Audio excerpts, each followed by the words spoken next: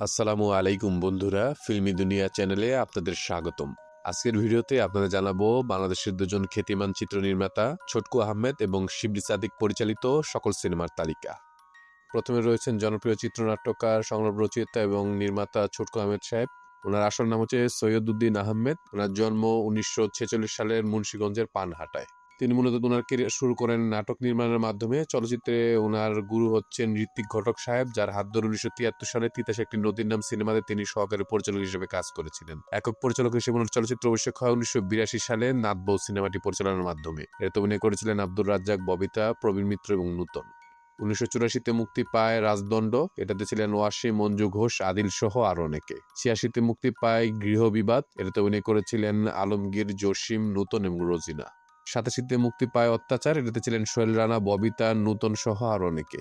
90-তে মুক্তি পায় চেতনা। এটাতে অভিনয় করেছিলেন আলমগীর, কবরী, রেহানা, অমিত হাসান সহ আরো অনেকে। 94-তে মুক্তি পায় মায়া মমতা। এটাতে ছিলেন মাহমুদ কুলি এবং রানী। 96-তে মুক্তি পায় সত্যের মৃত্যু নেই। এটাতে অভিনয় করেছিলেন সালমান শাহ, শাহনাজ আলমগীর এবং শাবানা। 97-তে মুক্তি পায় বুকের ভিতর আগুন। এটাতে অভিনয় করেছিলেন সালমান শাহ, শাবনূর এবং ফেরদৌস। 98-তে মুক্তি পায় মিথ্যার মৃত্যু। এটাতে অভিনয় করেছিলেন আলমগীর, শাবানা, বাপ্পারাজ, শিল্পী, রিয়াজ এবং সোনিয়া।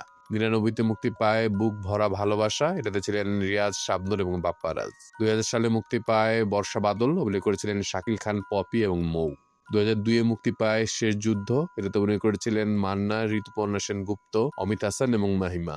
একই বছর মুক্তি পায় মহাতাণ্ডব। এটাতে অভিনয় করেছিলেন রুবেল, পপি, অমিত হাসান এবং শাহানুর। 2005-এ মুক্তি পায় প্রতিবাদী মাস্টার। এটাতে ছিলেন মান্না, মৌসুমী এবং মিশা সওদাগর। একই বছর মুক্তি পায় আরেকটি সিনেমা আজকের রূপবান। এটাতে অভিনয় করেছিলেন কেয়া, নাজু এবং একটি বিশেষ চরিত্রে ওমর সানি। তারপর একটি দীর্ঘ বিরতির পর 2024-এ মুক্তি পায় আহারে জীবন। এটাতে ছিলেন ফেরদৌস, পূর্ণিমা, জয় চৌধুরী, মিশা সওদাগর সহ আরো অনেকে। এটা হচ্ছে ছোটকু আহমেদ পরিচালিত এই পর্যন্ত মুক্তিপ্রাপ্ত সর্বশেষ সিনেমা। ছোটকু আহমেদ পরিচালিত মোট সিনেমার সংখ্যা হচ্ছে 16টি। বর্তমানে ওনার বয়স হচ্ছে 80 বছর। তারপর রয়েছেন আরেকজন খ্যাতিমান নির্মাতা শিবলি সাদিক সাহেব। ওনার জন্ম 1941 সালের নওগাঁর মঙ্গলবাড়িতে। চলচ্চিত্র ওনার গুরু হচ্ছেন খ্যাতিমান নির্মাতা মোসাফিজ সাহেব। ওনার হাত ধরে 1963 সালে তালার সিনেমাটিতে সহকারী পরিচালক হিসেবে ওনার চলচ্চিত্রে অভিষেক হয়। মূল পরিচালক হিসেবে ওনার চলচ্চিত্র অভিষেক হয় 1967 সালে বালা সিনেমাটি পরিচালনার মাধ্যমে। এতে অভিনয় করেছিলেন হায়দার শফি, আনোয়ারা, রানু সহ আরো অনেকে। 68-তে মুক্তি পায় শীত বসন্ত। এটাতে ছিলেন আজিম, কবরী, রানী সরকার সহ আরো অনেকে। তারপর 75-এ মুক্তি পায় জীবন নিয়ে জুয়া। এটাতে অভিনয় করেছিলেন বুলবুল আহমেদ, ববিতা সহ আরো অনেকে। 78-এ মুক্তি পায় নোলক। এটাতে ছিলেন মিন্না খান এবং ফরহাদ। 82-তে মুক্তি পায় রেশমি চুরি। অভিনয় করেছিলেন ফারুক, রোজিনা, ইলাস কাঞ্চন, কাজরি সহ আরো অনেকে। 85-তে মুক্তি পায় তিন কন্যা। এটাতে ছিলেন সুচন্দা, ববিতা, চম্পা, ইলাস কাঞ্চন, প্রবীণ মিত্র এবং সোহেল রানা।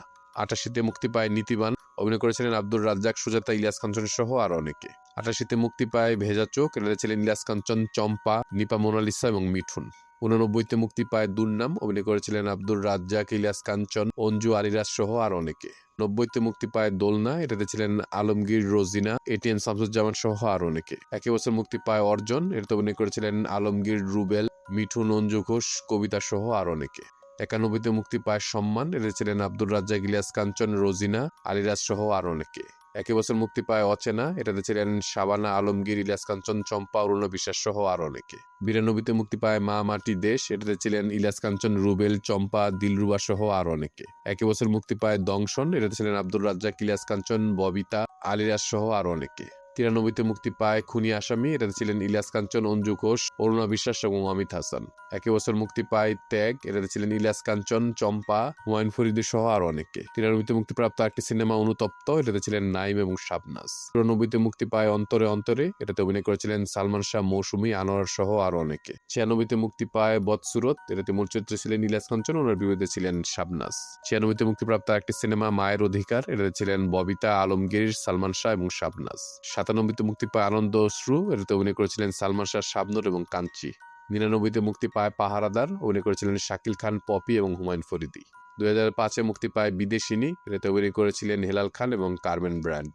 2014-তে মুক্তি পায় শবনম। এটাতে অভিনয় করেছিলেন মাহফুজ আহমেদ, অপরাজিতা সহ আরো অনেকে। মূলত এই সিনেমাটির শুটিং শুরু হয়েছিল 1998-99 সালের দিকে, কিন্তু বিভিন্ন সমস্যার কারণে এটা মুক্তি পেতে 15 বছর দেরি হয়ে যায়। এটা ছিল শিবলি সাদিক পরিচালিত মুক্তিপ্রাপ্ত সর্বশেষ সিনেমা।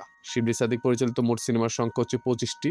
তিনি 2010 সালে 69 বছর বয়সে মৃত্যুবরণ করেন। আমরা ওনার বিদেহী আত্মার মাগফিরাত কামনা করছি। আল্লাহ পাক যেন ওনাকে বেহেশত নসিব করেন। আমাদের ভিডিওগুলো ভালো লাগলে অবশ্যই আমাদের চ্যানেলটি সাবস্ক্রাইব করে আমাদের পাশে থাকবেন। ইনশাআল্লাহ খুব শীঘ্রই দেখা হচ্ছে ভিন্নর সাথে নতুন কোনো ভিডিও নিয়ে। আল্লাহ হাফেজ।